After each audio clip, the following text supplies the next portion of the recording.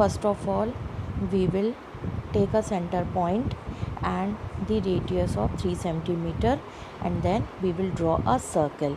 Now after that we will take 4 centimeter, 5 centimeter, 6 centimeter, 7 centimeter, and so on. This totally depends upon you how much concentric circles do you want.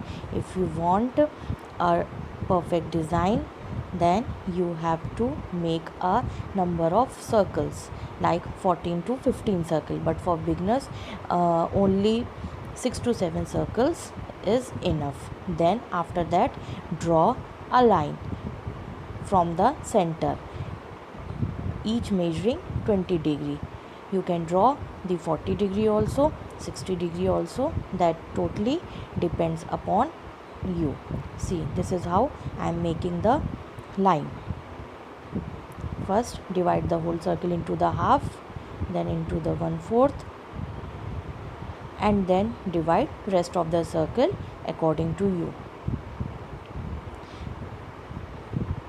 Once after finishing it, then we will start putting the dots on the figure. Now put the dot on the center.